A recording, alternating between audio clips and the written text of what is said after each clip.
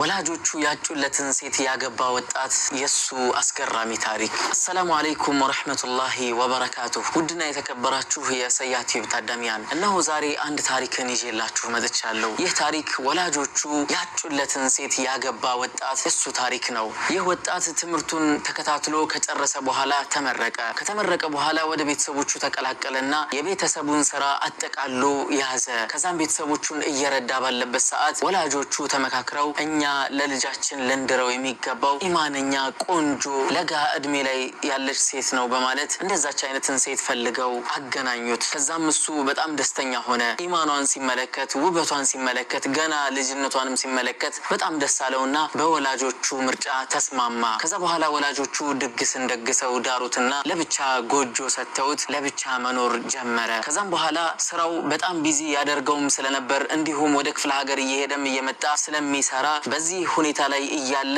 ከአመታት በኋላ ልጅም ወልዶ ከዛም ለስራ ወደ ክፍለ ሀገር ወጣ። ከወጣ በኋላ ሚስቱን በሰላም ደርሻለሁ ለማለት ሲደውልላት ስልክ አልታነሳለትም። ከዛ በኋላ ትንሽ ቆይታ ታነሳለች በማለት ችላ አለና ትንሽ ቆይቶም ደወለላት። ነገር ግን ስልክ አላነሳችለትም። በተደጋጋሚ መደወል ጀመረ። አሁንም ስልክ አታነሳለትም። በጣም ተጨናነቀ። ወደ ንዴትም ገባ። በተደጋጋሚ ይደውልላታል፣ ይቀጠቅጣል ስልኩን። ነገር ግን እሷ በፍጹም አላነሳችለትም። ከዛም በጣም ተናደደና ወደ ሌላ ቤተሰቦቿ ደወለ። ከዛም ቤተሰቦቿ አረ በጣም ሰላም ናት፣ ምንም ችግር የለም አሉት። ነገር ግን እሱ በፍጹም ሊያምን አልቻለም ይሄንን ንግግራቸውን። ከዛም ቅርብ የምትባል ጓደኛዋ ጋር ደወለ። እሷ ጋር ሲደውልም ተመሳሳይ የሆነን መልስ መለሰችለት። አረ እሷ በጣም ሰላም ናት፣ አሁን ራሱ ከሷ ጋር ቆይቼን የመጣሁት በጣም በሰላም ላይ ነው ያለችው፣ ልጇም እንደዚሁ በማለት መለሰችለት።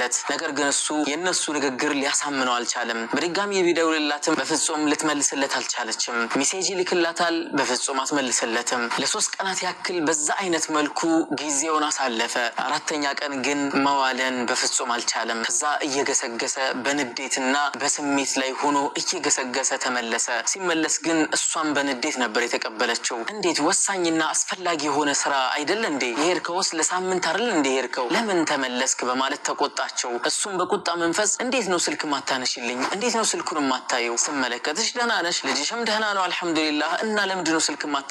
በማለት ተቆጣት። እሷ ግን ያስቆጣት ነገር ሌላ ጉዳይ ነበር።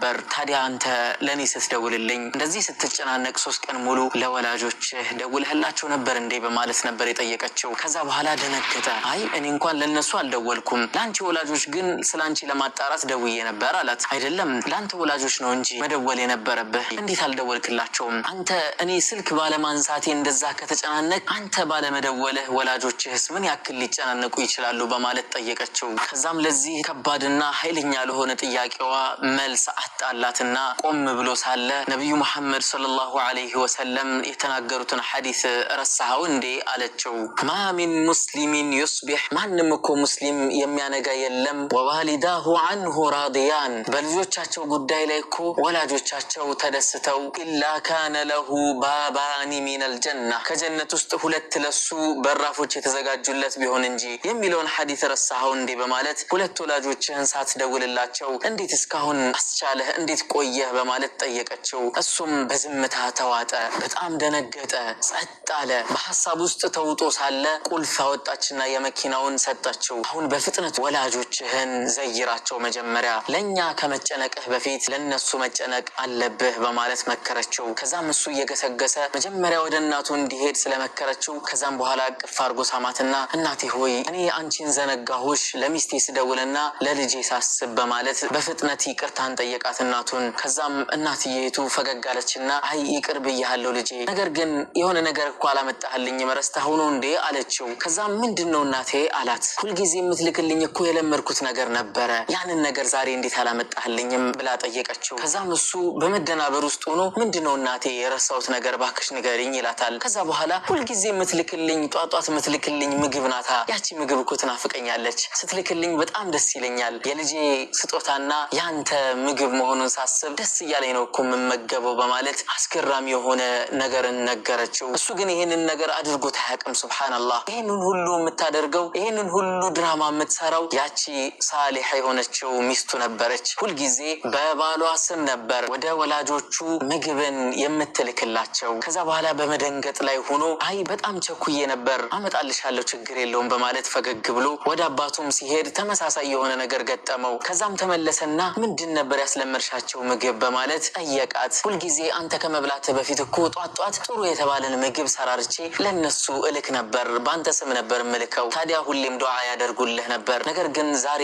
አንተ እንደዚህ ስትዘነጋቸውና ስትረሳቸው የሆነ ቀን እኔን ብታጣኝና እነሱን ብታስቀይማቸው ብዬ ፈራሁኝና ይህንን ነገር ላደርግ ተገደድኩኝ በማለት መለሰችለት። ሱብሃንአላህ ምን አይነት ሳሊህ የሆነች ሴት ብትሆን ነው? ምን አይነት ኢማን ቢኖራት ነው ያቺ ሴት? ብዙ የኛ ሴቶች ሙስሊም ሴቶች እኮ በአሁን ሰዓት ወላጅ አለህ ወይ በማለትም የሚጠይቁ አሉ። ሱብሃንአላህ እሷ ደግሞ የሱን ወላጆች በምን አይነት መልኩ ስትንከባከብ እንደነበረ ተመልከቱ። እዚህ ላይ ወላጆችም ትክክለኛ የሆነን ምርጫ መርጠዋል። ምርጫቸውንም አልሳቱም ነበረ።